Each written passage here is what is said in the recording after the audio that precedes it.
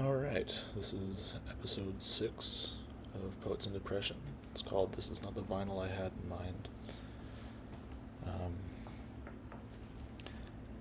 the idea for this episode actually came from a conversation I had with somebody on Threads where we had talked about depression and mental health and mental illness and feeling like it's something that we always talk about, feeling like it's something that never goes away, kind of because it doesn't. It's also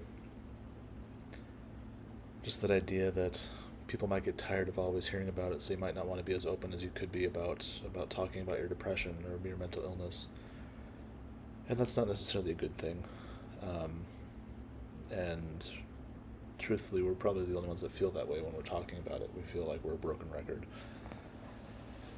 And so this poem, This Is Not the Vinyl I Had in Mind, was written when I was at a point where I felt like I was a broken record, where I felt like I was the one that was constantly saying the same thing over and over again. And like people have to be getting tired of me just saying, hey, I'm depressed, hey, I'm depressed, hey, I'm depressed, hey, I'm depressed. And time again, I found that wasn't the case, but mental illness is really good at lying to you about things, and that's one of the things that's good about lying to you about. So that's where this poem came from, and this is from that conversation that I had. So here's the poem. This is not the vinyl I had in mind. I was going to say I feel like a broken record, skipping on depression, depression, depression. Picture daisies in a field and me, slightly overweight, with long hair and a beard, skipping through them. It's that, but not happy. Instead, I pretend to be a daisy, firmly planted in the ground and waiting for the sun to come out. It's shy, like my ability to initiate sex. And the dirt around my ankles is dry and sandy, not the kind of thing to offer support.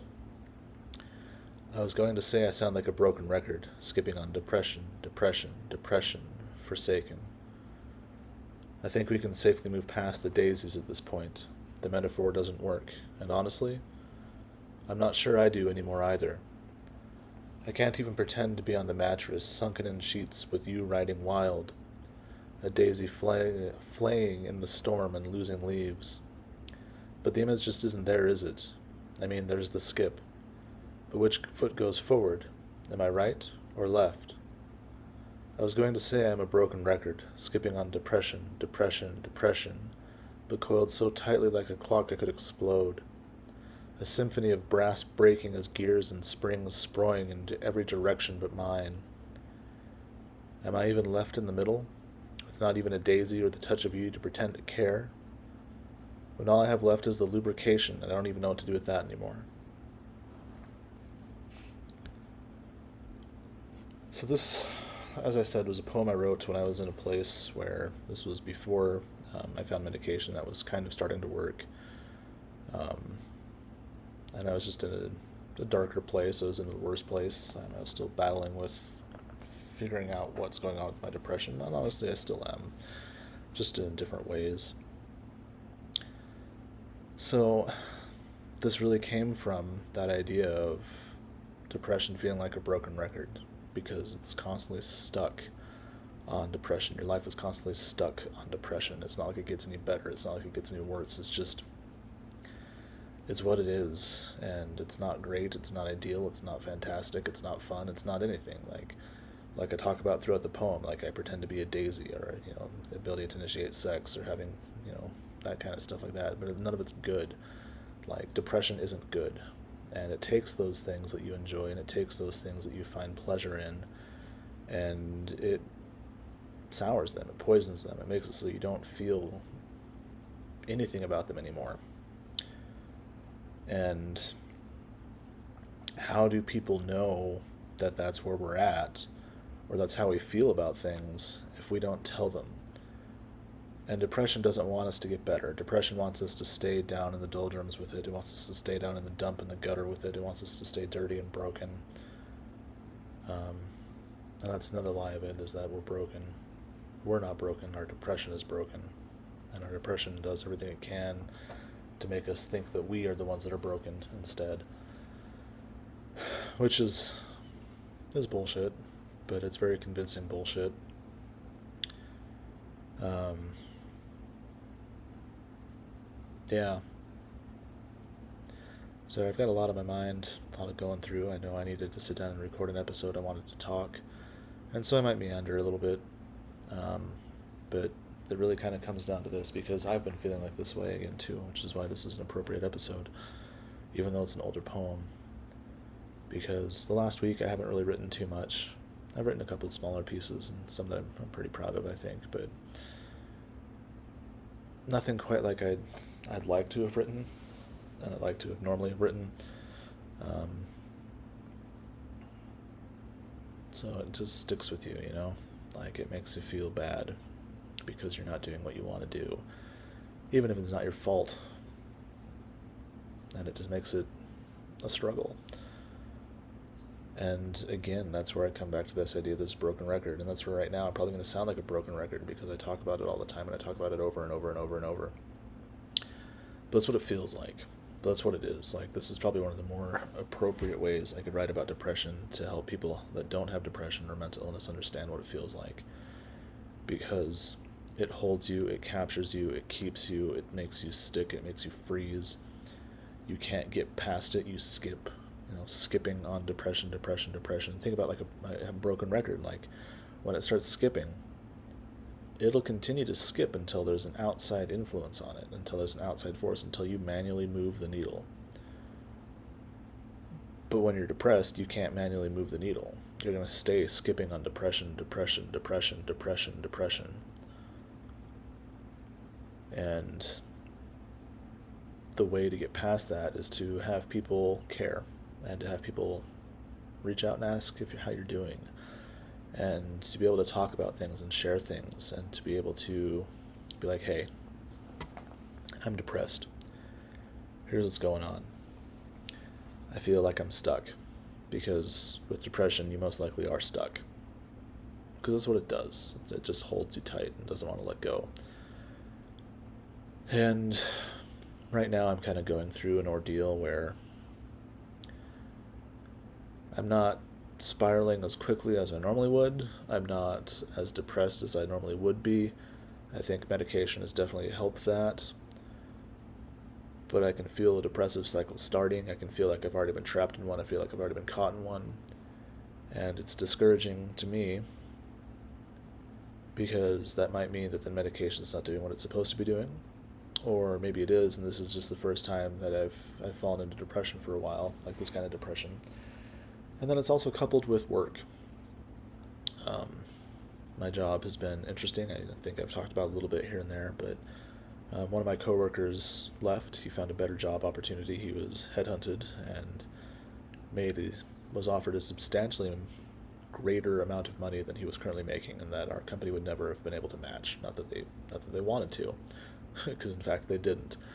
They marched him out the door as soon as he told them that he was putting in his 2 weeks, and they said, no, okay, well, see you later, bye, we don't need you anymore. Because that's what our company does. And then another person that I enjoyed working with, he was fired, he was let go. I'm not keen on the reasoning why. I don't think the reason that was given was legitimate. I think there's something else going on there, and I don't agree with that. And so I get stuck with this kind of survivor's guilt, I guess you could say, where I'm still working at this company. I'm still there. I'm still doing my job. I'm still doing my day-to-day. And I feel like I shouldn't be. I feel guilty for still being there. By the time this episode airs, that may have changed. I had an interview last Friday. Well, okay, I guess the timing's not really going to matter that much. I had an interview a couple days ago from when I'm recording this. I have a follow-up interview later today, on the day I'm recording this. And it's a job I didn't apply for. It's a job I was recruited by. The president and CEO of the company reached out to me through LinkedIn and said, hey, I'd love to chat. And I said, okay.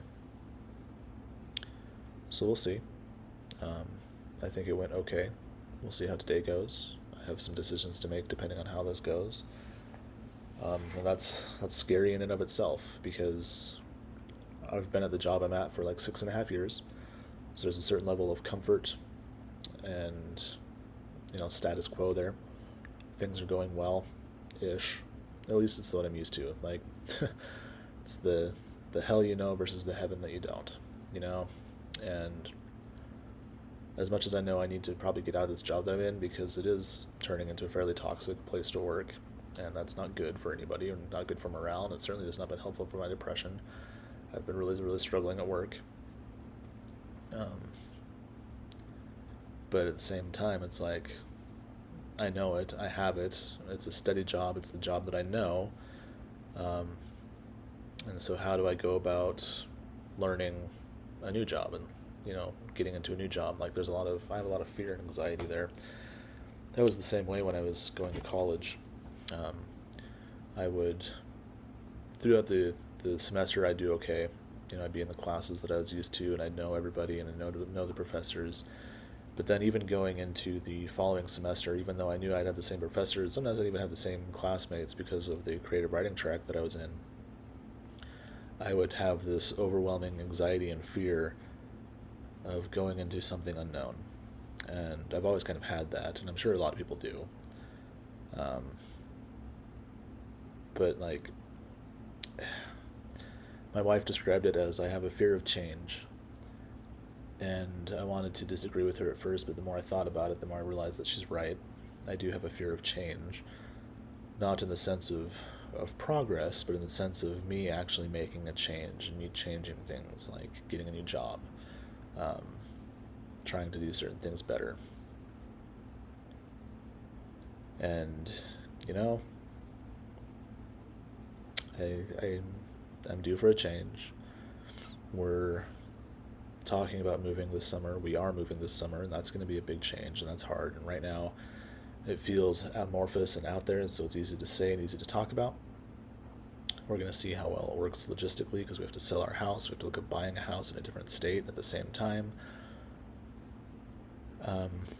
There's a lot there, and it's a little scary. It's a little nerve-wracking. But, I mean, I know we'll get there, and like I've told Erica, my wife, I really don't care where we end up as long as we're together, because she's all that matters, and if she needs to move for her own mental health, then we need to move, and we need to do it, and I'm on board. I don't necessarily show that the best sometimes, and that's partly because of my own mental illness and my own anxieties, my depression, and my insecurities coming into bear.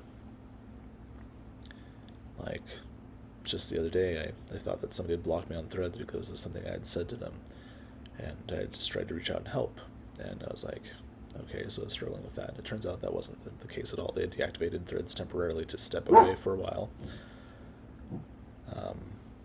You're going to hear my dog being debarking. You're okay, potato.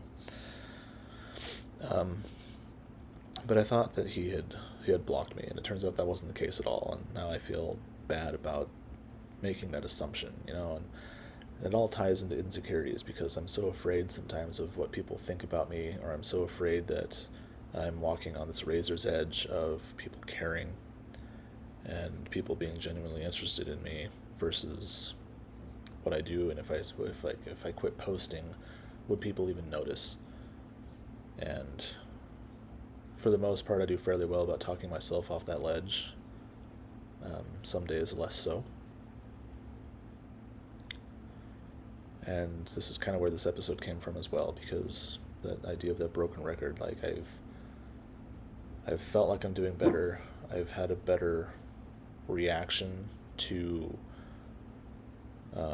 this medication than I've had some other ones. I've had a better response, but at the same time, I feel like it's kind of plateaued, maybe kind of early. I don't know. I have a follow-up appointment coming up, and so we'll be able to talk about that and kind of see how that's going. But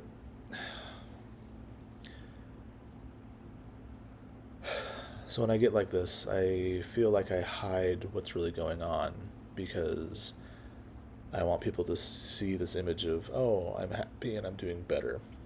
I fall back into masking, and I'm masking with people that I shouldn't be masking with, which is unfortunate, and I feel I feel torn and conflicted about it, but then I keep doing it. And it's this broken record. It happens again and again and again. It's a cycle, because depression is a cycle, because mental illness is a cycle. At least for me, it's not like I get depression once every year and that's it. It's a constant thing with me. It's constantly there.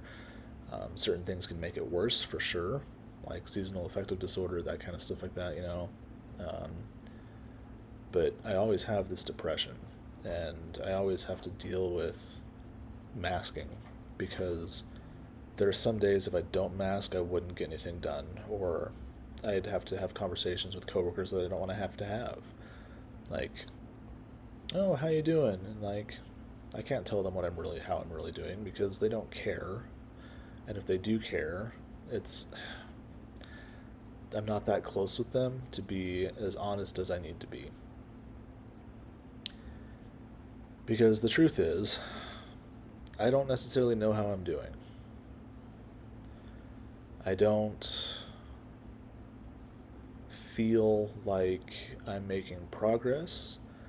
I feel like it would be really easy for me to just suddenly stop doing these podcasts, to stop writing, to stop being active on threads, and just to kind of pull away and hide away in a corner somewhere.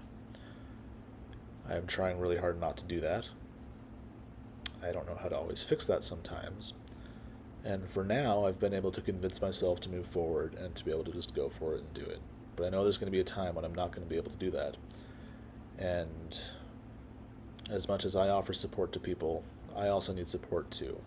And I appreciate the people that reach out to me. I appreciate the people that have reached out to me. There are people that check in. There are people that care. Depression lies and tells me that there aren't any people that care. And it is a lie, because there are people that do care. My wife cares, my therapist cares, quite a few of you on threads care. But as they have told me, as you on threads have told me, as my wife has told me, as my therapist has told me, as everybody has told me, I give too much sometimes. And I have a really hard time accepting anything back. And I have to be able to take care of myself. And that's hard sometimes. It is really hard sometimes. Which is why I sat down to record this podcast today. Because I know if I didn't, I wouldn't. And you need to understand that even when things are looking okay, they aren't necessarily. Like, talk to people. Ask them questions. Don't prod, but be gentle and guide. Give them a safe space to be able to talk. Because I still haven't told this to my wife yet. I will. She'll hear about this. She's not going to find out about this on a podcast. Hell no. I know better than that. I do better than that. I hope I do better than that. But it's a conversation I've put off having because it's a difficult one to have. Because it's not a, hey, I need help with a solution. It's a, hey, I'm struggling too. And my strength is virtually gone right now. And I don't know what to do about that. And you know what? That's okay. It's okay to not know. It's okay to be afraid. It's okay to feel like you're a broken record. The important thing is, broken record or not, is that you still keep being that broken record. You need to keep talking about it. I need to keep talking about it. Because if we don't, that's when people stop realizing that there's something wrong. And you can't get the help you need if people don't know something's wrong. So, mask for your health, like I mask for mine at certain places, because sometimes that's just the way you have to do it. But have safe places and safe people that you can be around where you can take that mask off and be as vulnerable as you need to be, as open as you need to be, as honest as you need to be, and let them know that you're struggling, that you need help, that you feel like a broken record. because what else is there? Like, it's okay to be the broken record. But remember, like any broken record, you need help to pick up that needle and move it so you stop skipping.